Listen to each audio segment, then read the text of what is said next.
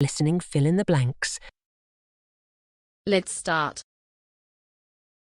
The process starts when you get the original script and a tape. We would start with translating and adapting the filmed script. The next step is what we call timing, which means synchronizing the subtitles to the dialogue and pictures. This task requires discipline. You play the film, listen to the voice, and the subtitles are up on your screen ready to be timed. You insert your subtitle when you hear the corresponding dialogue, and delete it when the dialogue finishes. The videotape carries a time code, which runs in hours, minutes, seconds, and frames.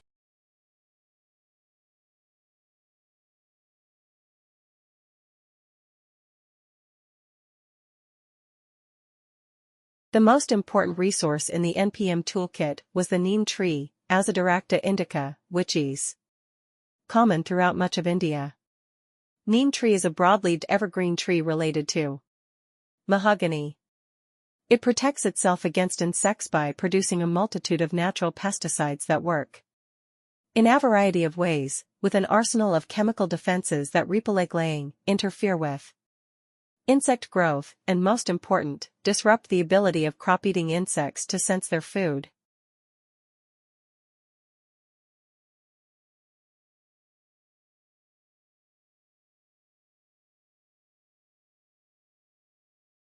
This also means that although tiny houses are considerably more affordable than conventional houses, they are out of the reach of the people who are in most dire need of housing. If somebody is unable to save up the average deposit for a brick house, they are not likely to be able to summon this amount for a tiny house either. What's more, you can't borrow money through conventional mortgages to build tiny houses because they are not attached to land, which is the real asset that appreciates in value over time.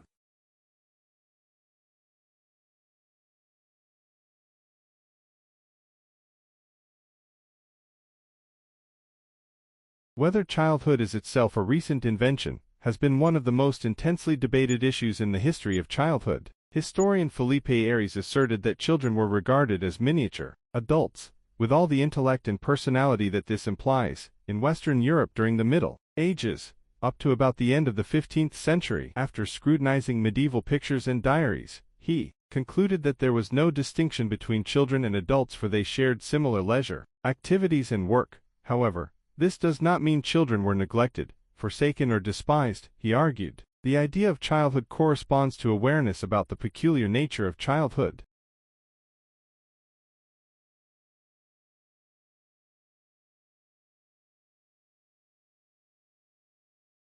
This lack of flooding harmed local wildlife. The humpback chub, for example, thrived in the rust-red waters of Colorado. Recently, though, its population has crashed. At first sight, it looked as if the reason was that the chub were being eaten by trout introduced for sport fishing in the mid-20th century, but trout and chub coexisted until Theglen Canyon Dam was built, so something else is going on. Steve Gloss, of the United States Geological Survey, USGS, reckons that the chub's decline is the result of their losing their most valuable natural defense, Colorado's rusty sediment. The chub were well adapted to the poor visibility created by the chick, red water, which gave the river its name and depended on it to hide from predators. Without the cloudy water, the chub became vulnerable.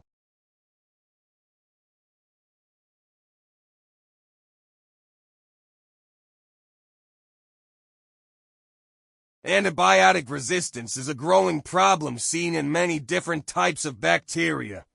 As treatment options continue to dwindle, it has been recognized as a global threat. One that has grown worse not only because of a rise in resistance, but also due to the decrease in both the discovery and production of new drugs. Analysts have estimated that if no new antibiotics or alternative treatment strategies are found by 2050, 10 million people a year will die from antibiotic-resistant infections. This will be more deaths than from any other single cause, including cancer and diabetes.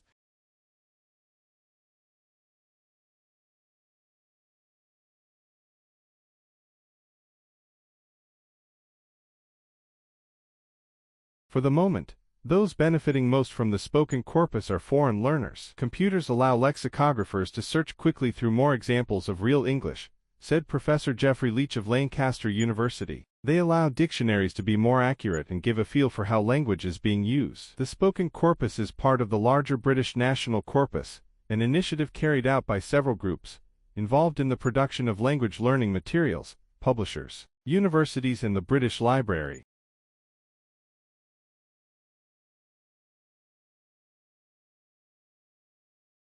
Such lasting fame would have shocked the humble Grimms. During their lifetimes the collection sold modestly in Germany, at first only a few hundred copies a year. The early editions were not even aimed at children. The brothers initially refused to consider illustrations, and scholarly footnotes took up almost as much space as the Tauks themselves. Jacob and Wilhelm viewed themselves as patriotic folklorists, not as entertainers of children. They began their work at a time when Germany had been overrun by the French under Napoleon, who were intent on suppressing local culture. As young, workaholic scholars, single and sharing a cramped flat, the brothers Grimm undertook the fairy tale collection with the goal of serving the endangered oral tradition of Germany, Capital English Zone.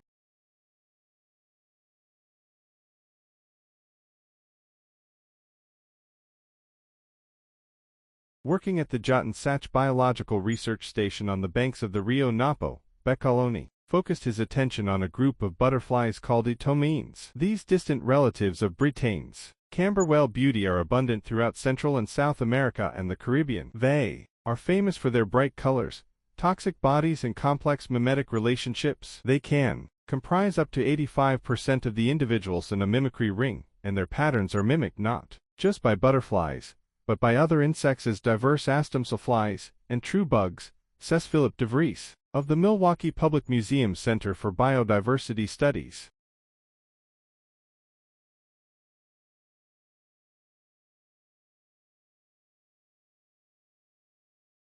We think of museums as trustees of a nation's cultural capital. Curators choose and preserve artifacts for the benefit of future generations. They shape lasting impressions of communities and their aesthetic values and creativity. These are weighty responsibilities, and public museums have often been judged harshly for the selective legacies crafted by their key decision-makers.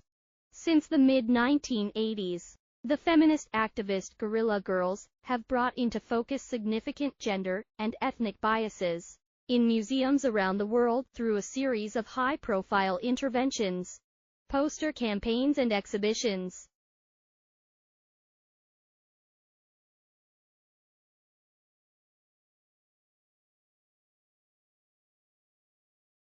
Like, share, subscribe the channel.